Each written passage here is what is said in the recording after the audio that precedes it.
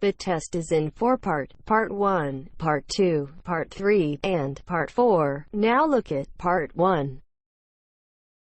Part 1. You'll hear a mother, Shirley, talking to Kate, an admissions officer at a school. First, you'll have some time to look at questions 1 to 3.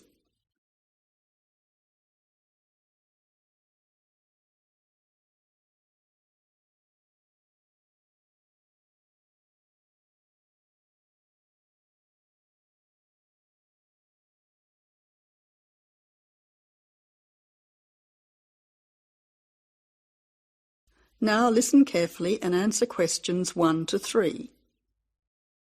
Good morning. You must be Shirley Peters. My name's Kate.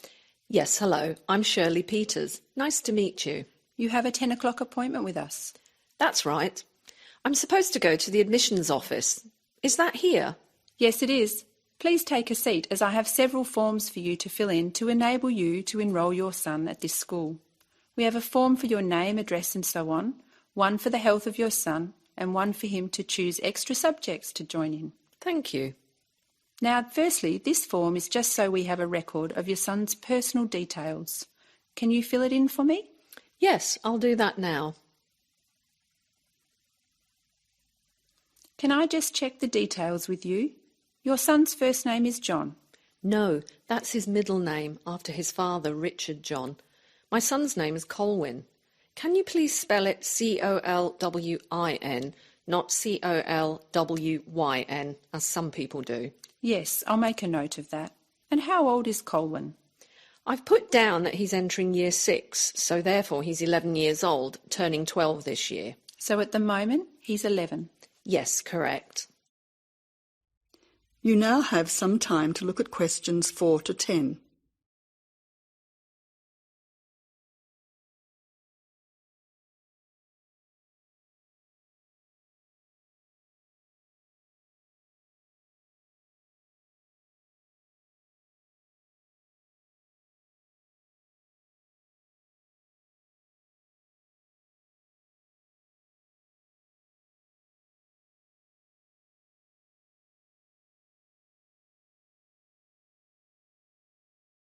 Now answer questions 4 to 10.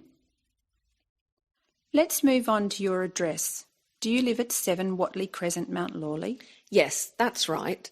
The street is spelt Whatley Crescent in Mount Lawley. Yes, I can see you've written that. Which phone number is best to contact you on? Well, I'm out and about doing things during the day, so probably my mobile rather than the home number. So that's 041 3325 888. Yes, 041 3325 888. Secondly, can you complete this form regarding your son's health? Yes, I'll do it for you now. Thank you. Now, can I go through the more important areas of this form with you to make sure our information is accurate? Yes, of course. Is your son taking any medication at the moment that the teachers will need to be aware of? Yes, he has asthma, so he will be carrying his puffer in his school bag. So he has a puffer. Is he allergic to anything?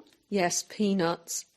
Actually, he should avoid all types of nuts. That's okay, because we have a policy of not having any nuts in our school. Is there anything else that you think we should be aware of? As I've written down, he also wears glasses, which he needs to keep on all the time. I'll highlight that section on the form so his teacher will know about his glasses. Finally, this school has a wide range of interesting subjects that your son can participate in.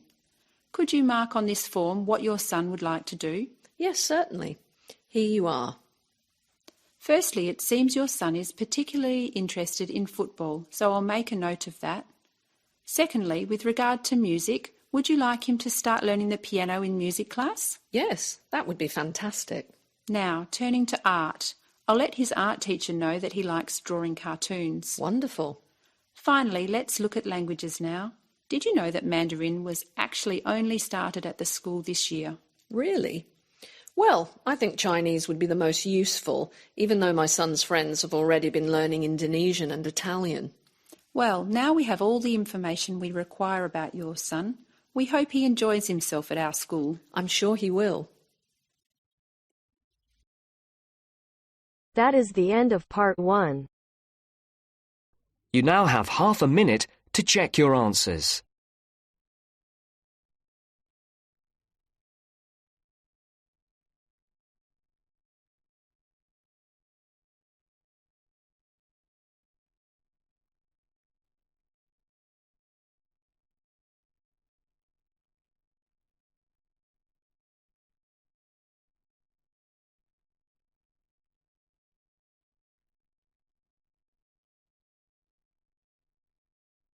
Now turns to part 2.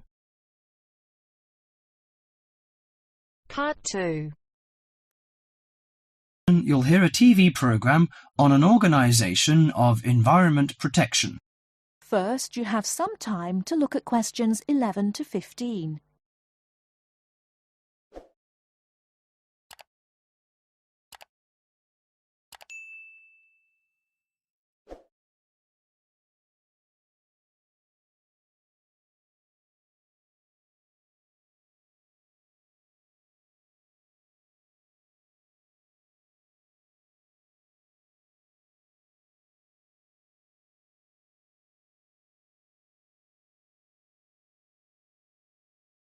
Now, listen carefully and answer questions 11 to 15.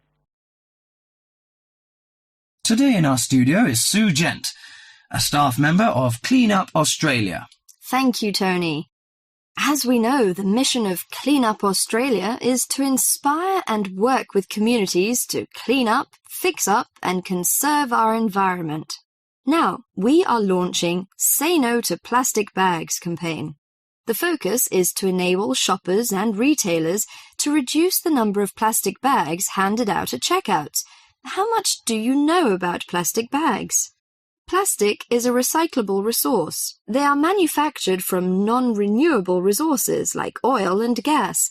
The embodied petroleum energy contained in 8.7 checkout bags is enough to drive a car 1 kilometre. If plastic is not recycled, this embodied energy is lost from the resource chain. An estimated 36,700 tonnes of plastic bags are disposed of in landfill sites throughout Australia each year. Australians dump 4,000 recyclable plastic bags into landfills every minute. How does plastic litter harm the environment? Many thousands of seabirds and marine mammals die every year around the world as a result of plastic litter. When the animal dies and decays, the plastic is free again to repeat the deadly cycle. There are 2 reasons that plastic bags are particularly problematic in the litter stream. Firstly, they last from 20 to 1,000 years. Secondly, they escape and float easily in air and water, travelling long distances. Now, any questions from you? Before you hear the rest of the talk, you have some time to look at questions 16 to 20.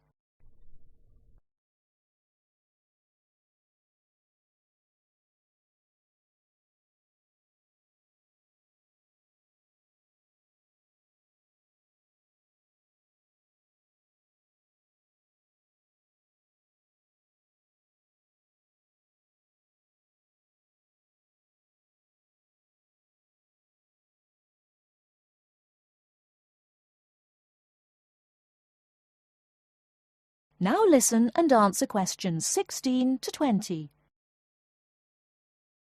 How can I help reduce the number of plastic bags used?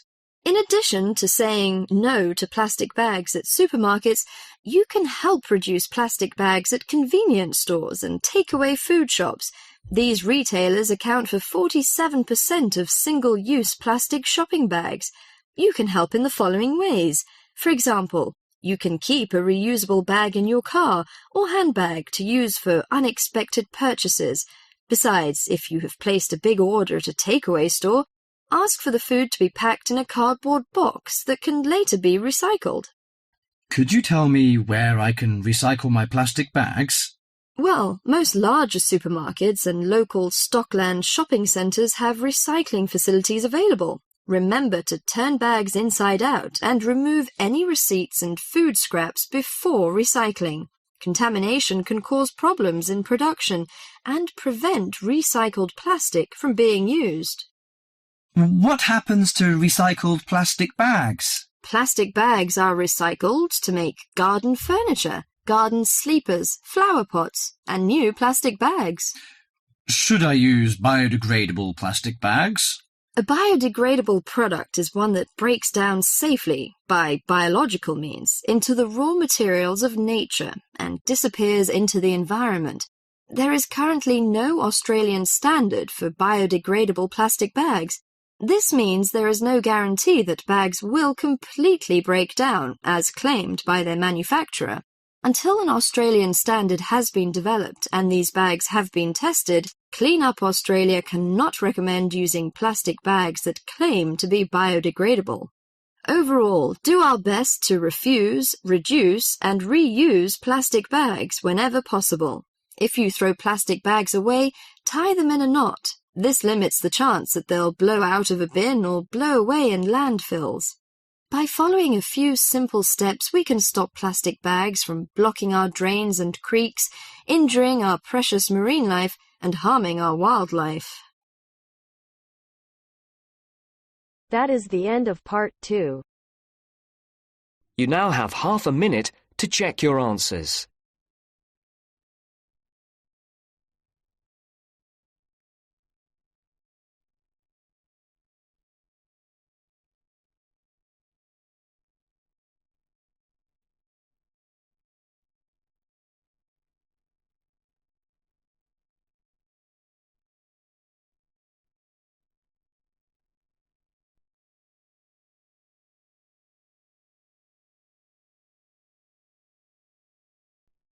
Now turns to part 3. Part 3. You will hear a talk given by Kate Tomerlin on the history of technology. First, look at questions 21 to 23.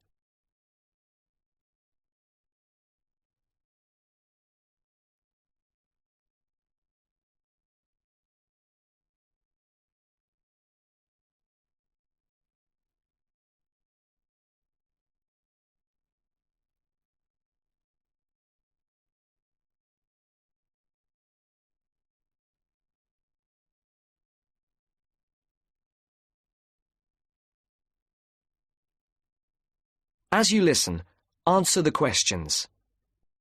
Our talk today in this History of Technology series is about a feat of anti-engineering from the late 19th and early 20th century that is still very much with us today and that is linked with the history of the typewriter. It's the QWERTY keyboard. What, you might ask, is QWERTY? Well, have a look at the nearest typewriter or computer keyboard. If you look at the top row, you will see that Q, W-E-R-T-Y, are the first 6 letters. Did you ever think when you were learning to type about why the letters on the keyboard are distributed the way they are? Here's the story. It all has to do with the history of the typewriter. Typewriters existed since the early 1700s, but the first commercially practical system came into being in 1873. The typewriter is one of America's greatest unsung inventions. While the telephone, automobile, and airplane sped up communications and transportation, the typewriter did the same thing for the written word. But few people paid much attention, possibly because they were too busy reading what the typewriter had written about all the other inventions. The first typewriters had the keys laid out in alphabetical order, but this system had problems. Some keys that tended to be typed together were physically close. This made the type bars hit each other and get stuck. Typewriters in 1873 jammed or got stuck if the keys next to each other were hit in quick succession. To solve this problem, in 1878, the QWERTY keyboard was developed, spacing frequent letters away from each other and therefore reducing the number of jams. It was not specifically designed to slow down typists, as is generally believed, but the keyboard did create a built-in inefficiency for typists. The most common keys are scattered all over the keyboard rows, many on the left side. Right-handed people have to use their left hand, which is the weaker hand. Typewriter technology improved, doing away with the original rationale for the QWERTY distribution, but the keyboard remained. In spite of its inefficiency, it is the keyboard we all use today. Before the conversation continues, look at questions 24 to 30.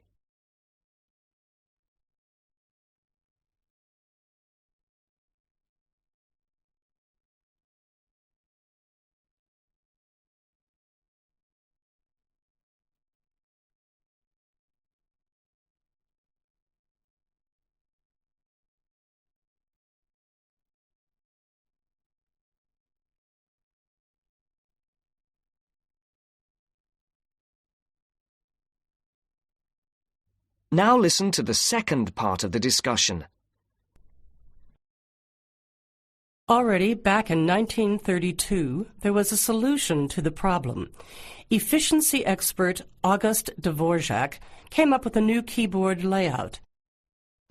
His home row consisted of A, O, E, U, I, D, H, T, N, S, which includes all of the vowels as well as the most commonly used letters. On this keyboard, over 3,000 words can be typed using only the home row. In fact, 70% of all the work can be done on the home row, 22% on the row above, and 8% on the row below. The QWERTY keyboard allows only about 50 words to be typed without reaching for other rows. In addition, on Dvorak's keyboard, the right hand handles 56% of the workload and the left handles 44%, just about the opposite of the division of the QWERTY keyboard. This is an advantage for most right-handers. The Dvorak keyboard increased accuracy in typing by almost 50% and speed by 15 to 20%. How much labor did this Dvorak layout save? In one study, a group of typists was evaluated in the use of both keyboards. Those using the Dvorak keyboard moved their fingers just about 1 mile on an average day, while those who used the QWERTY keyboard moved their fingers an average of 12 to 20 miles. The superiority of the Dvorak keyboard was clearly established. However, it has never been adopted as the keyboard of choice. Why? First of all, bad luck and bad timing on the part of the Dvorak team. First, there was the Depression. Not a good time for introducing change. But the main factor that worked against the Dvorak system was habit. People were used to the QWERTY keyboard. Computers today could easily switch the arrangement of letters to the Dvorak layout, but it seemed that because of habit, the QWERTY layout remains dominant. People felt comfortable with the keyboard they learned on, so it was the established patterns of hundreds of millions of typists, manufacturers, typing teachers, and typewriter salespeople that have crushed all moves toward keyboard efficiency for over 70 years. It looks like QWERTY keyboard may be with us for a long time yet. That is the end of part 3. You now have half a minute to check your answers.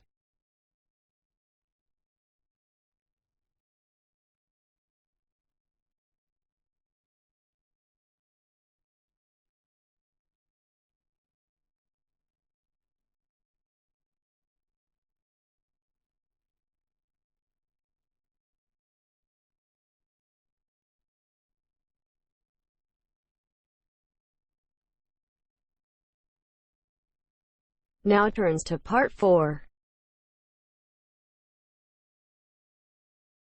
Part 4. First, you have some time to look at questions 31 to 40.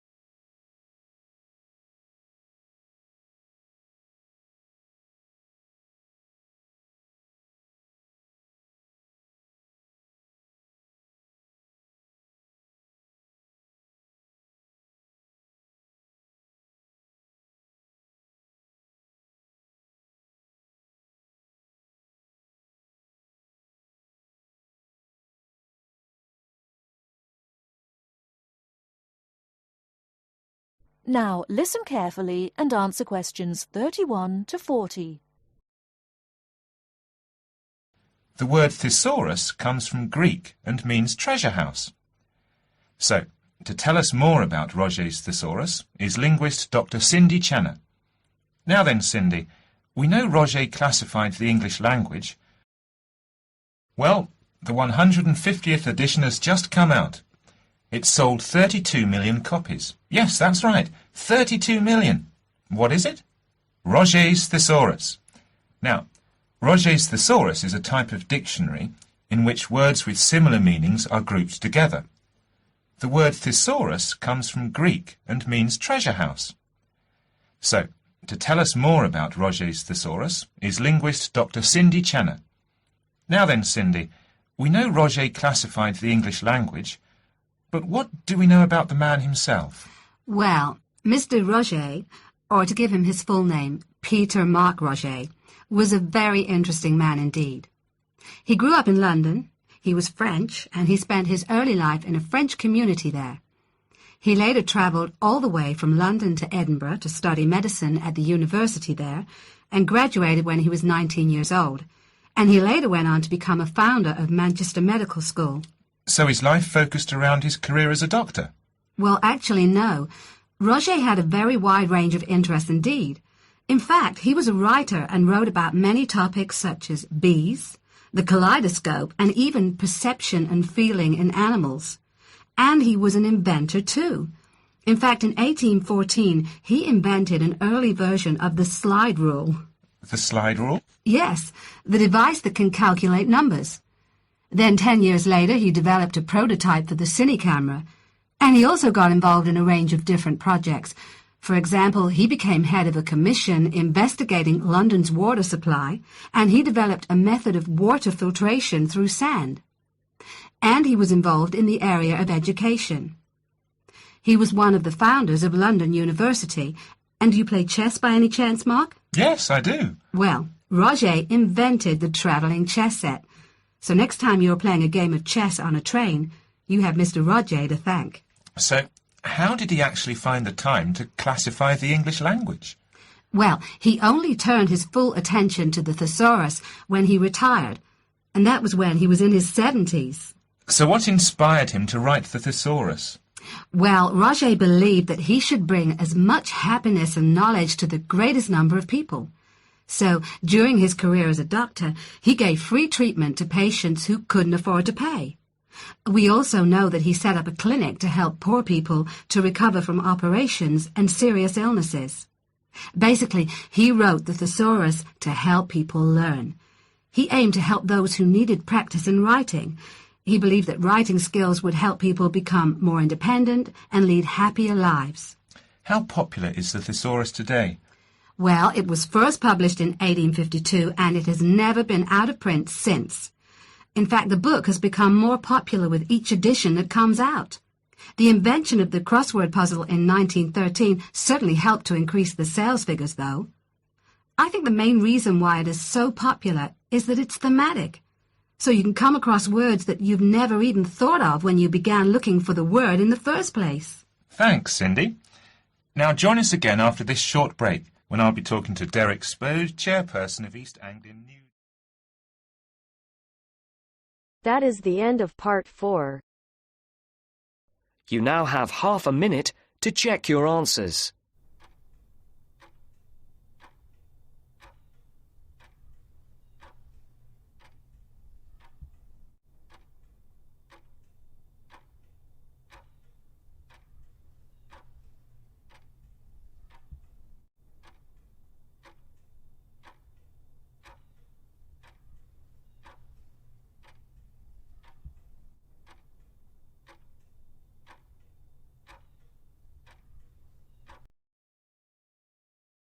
That is the end of the listening test.